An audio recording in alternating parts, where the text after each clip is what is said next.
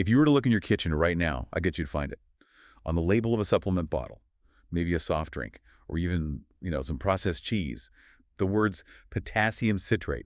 It's one of those ingredients that's just everywhere.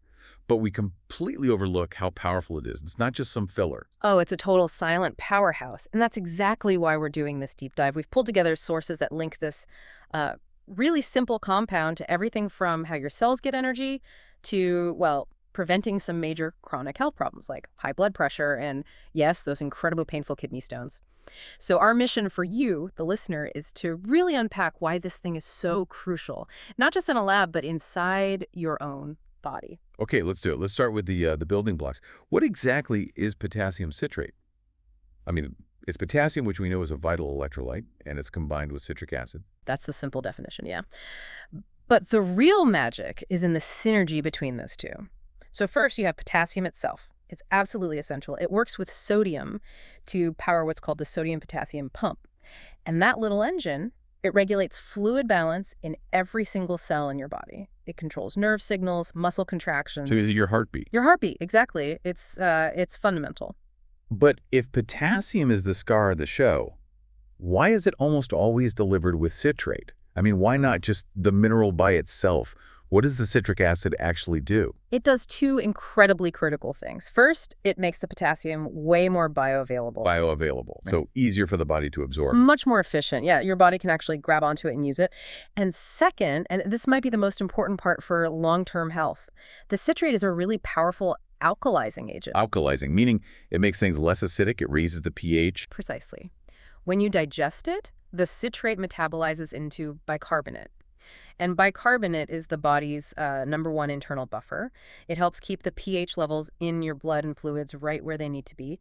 It sounds like a tiny chemical detail, but as we're about to see, that little pH shift is the key to preventing some major diseases. Right, that dual role better absorption and pH buffering, that explains why we see it in such different places. You've got medicine, dietary supplements, and even food production. 3 completely different worlds. Let's start with the one where it probably saves people the most misery. Yeah.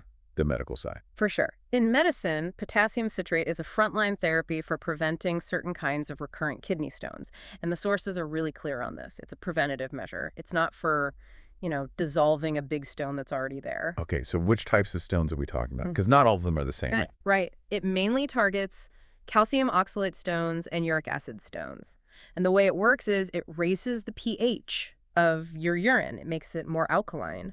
And when the urine is more alkaline, it's just a much less friendly environment for those crystals, the calcium oxalate or uric acid, to clump together and form stones. It basically just shifts the urine chemistry. For people who get these stones over and over, this can be life-changing. I can imagine. Okay, so shifting gears a bit, if you're not dealing with kidney stones, why would you see potassium citrate in just a regular dietary supplement? Well, because a lot of modern diets are, frankly, pretty low in potassium and way too high in sodium. So the supplements are there to help people fill that gap, to keep all those basic cellular functions running smoothly. But it's especially important for people taking certain kinds of medication. Like what? Give me an example of a drug where this is almost a required partner. Diuretics. The sources really highlight diuretics. They're often prescribed for things like high blood pressure, and they work by flushing out excess fluid and sodium. But the problem is, a lot of them also flush out potassium right along with it. So your doctor might recommend a potassium supplement to prevent what's called hypokalemia, dangerously low potassium. Got it. And then there's that third rule, the one that's kind of hiding in plain sight on our food labels. I'm guessing it's not in my soda to optimize my heart health. No, definitely not. Its role there is purely about chemical stability. It's a buffering agent and an emulsifier. So in a soda or, say, a dairy product, it maintains a specific acidity level. It's a buffer that helps with flavor and stops it from spoiling. And as an emulsifier, it keeps things like oils and water, which don't like to mix, from separating. It just makes sure the texture stays smooth and consistent on the shelf. It's like a little food engineer. That makes perfect sense. Okay, let's pivot now to the big picture. What does all this mean for our overall health? Because the benefits of having enough potassium, they seem to go way beyond just, being an electrolyte. They absolutely do. The first big one is heart health. And that's mainly through blood pressure regulation. Think of potassium as the natural counterbalance to sodium. Too much sodium makes your body hold on to water, which increases blood volume and your blood pressure.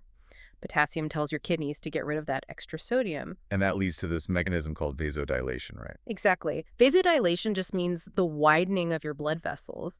Having enough potassium helps the smooth muscle cells inside your arteries to just relax.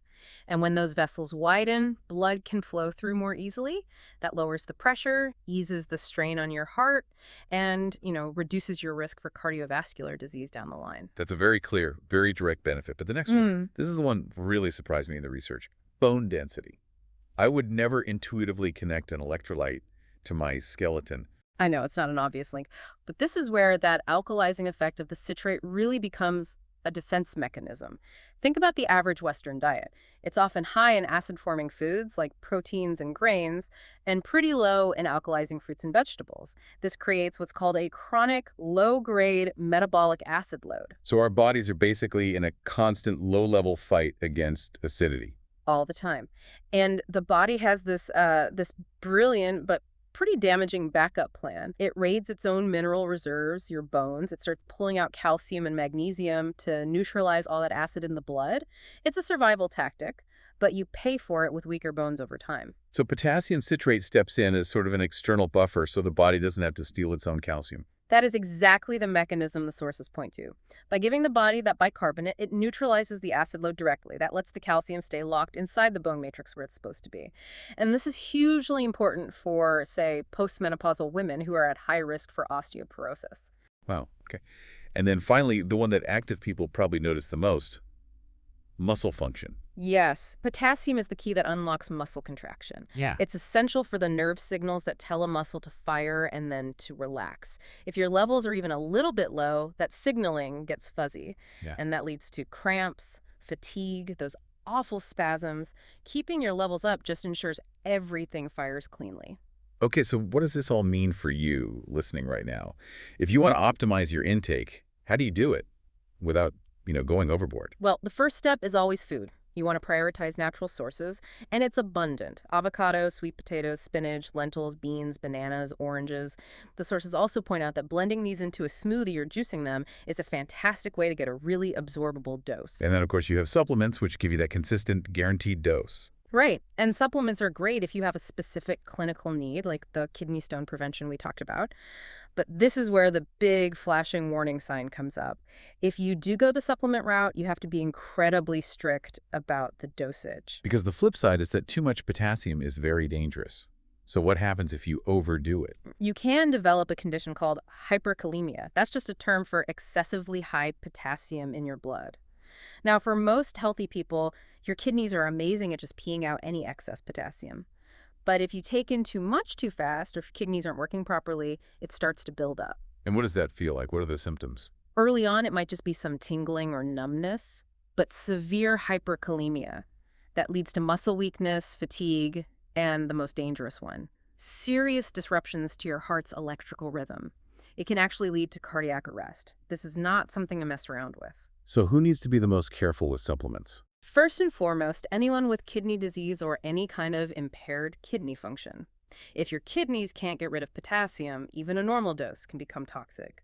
Also, people with certain conditions that affect the adrenal glands, since they regulate the hormones that control all this. And you mentioned some medications earlier that can really complicate things. We should probably name those specifically. Absolutely. Two big classes of drugs to watch out for. First are ACE inhibitors. They're very common for high blood pressure. They work by blocking a hormone that normally tells the kidneys to excrete potassium. So these drugs make your body hold on to potassium. So you're already retaining potassium because of the drug, and then you add a supplement on top of that. You're creating a really dangerous situation. Exactly. And the same goes for a class of diuretics called potassium-sparing diuretics. Unlike the others, these are specifically designed to hold on to potassium. So combining either of those drugs with a potassium supplement is something that must be done under medical supervision. This has been such a thorough deep dive. We've taken a compound that seems so mundane and seen how it's just so incredibly crucial, from stabilizing a soft drink to managing blood pressure through vasodilation to protecting against kidney stones by, changing the very chemistry of your urine. It's just a master of internal stability. It really is. And that idea of stability is what we want to leave you with. Given its role in neutralizing acid for both your bones and your kidneys, just take a moment to consider that. Consider how that invisible internal battle for pH balance might be a silent but powerful factor in your long-term health. Think about the hidden acid load in your daily diet and the quiet pressure that puts on your body's most essential mineral stores. That little detail might be a key to a much healthier future.